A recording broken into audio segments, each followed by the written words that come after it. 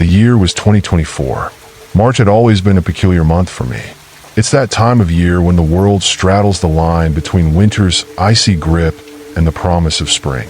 The mornings are sharp and cold, but by midday, there's the faintest whiff of something new in the air, like the earth itself is sighing awake.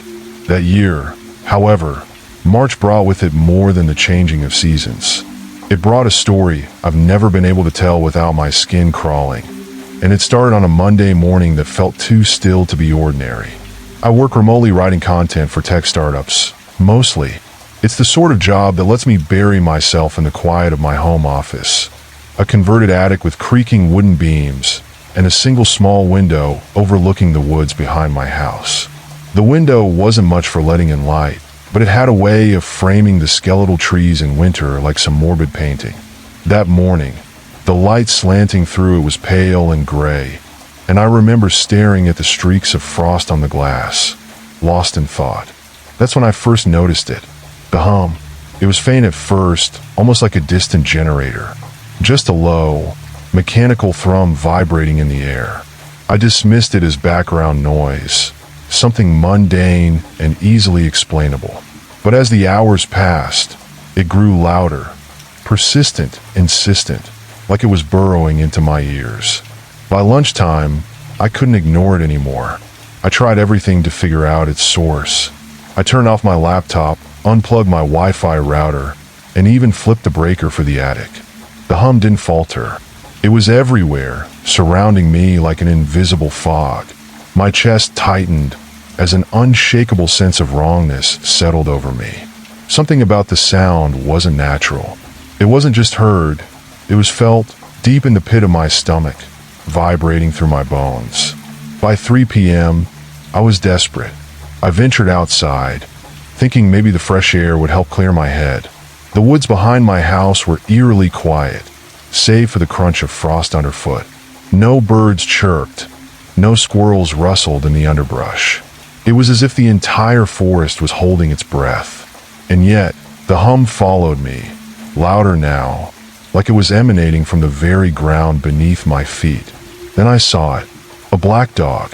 It stood at the edge of the clearing, just beyond the reach of the trees. Its fur was matted and patchy, and its eyes, God, its eyes were a sickly, unnatural yellow, like two diseased moons. It didn't move, didn't growl or bark.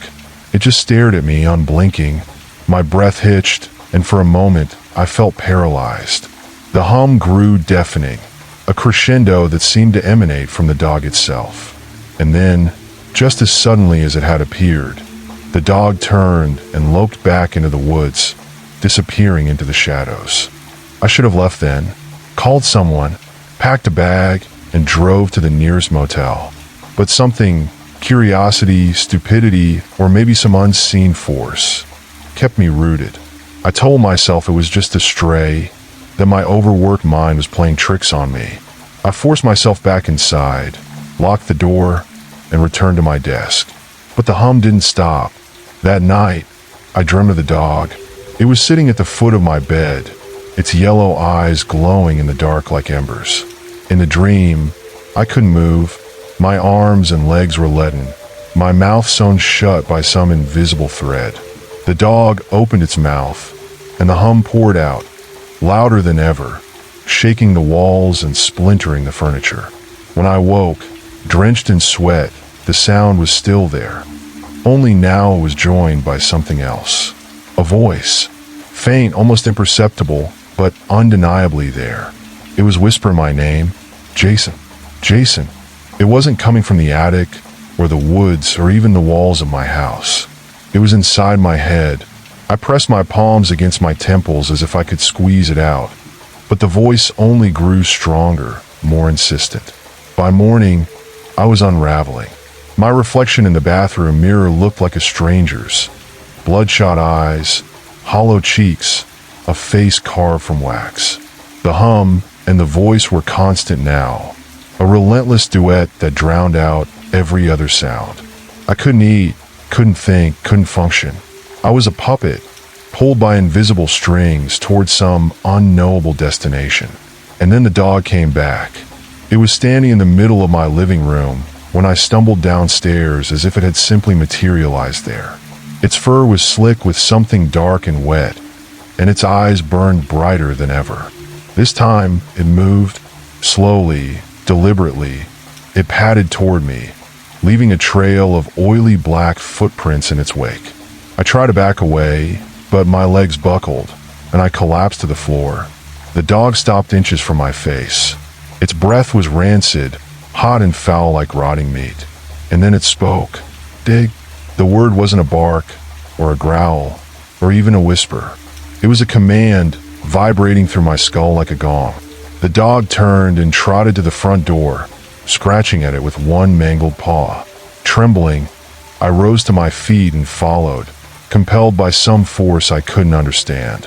Outside, the woods were alive with shadows that danced and writhed in the moonlight. The dog led me to a clearing I'd never seen before, though I'd lived there for years. In the center of the clearing was a patch of earth, darker than the rest, as if it had been scorched. The dog sat beside it, watching me with those hellish eyes. Dig, it repeated. I dropped to my knees, clawing at the frozen ground with my bare hands. The soil was cold and damp, but it gave way easily, almost as if it wanted to be disturbed. As I dug, the hum grew louder, the voice more insistent. My fingers bled, the skin peeling away in strips, but I didn't stop. I couldn't. And then I found it. A box, small, wooden, and ancient, its surface etched with symbols I didn't recognize. The hum reached a fever pitch as I pried it open, revealing what lay inside. A heart. It was not a human heart, but something else, something too large, too dark, too alive. It pulsed in time with the hum, its surface slick and glistening. The sight of it filled me with a terror so profound that it felt like my soul was being flayed. The dog growled, low and menacing. Consume?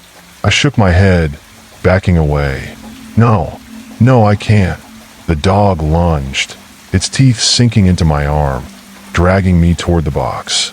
Pain shot through me, blinding and all-consuming.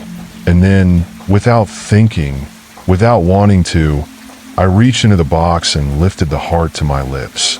The moment I bit into it, the world shattered. I woke up in the woods alone. The clearing was gone, the box was gone, and so was the dog. But the hum remained. It's still there, even now, as I write this. A constant, unyielding presence that burrows deeper into my mind with each passing day. I don't know what I unleashed that night, but I know this much. It's not finished with me, and neither is the dog.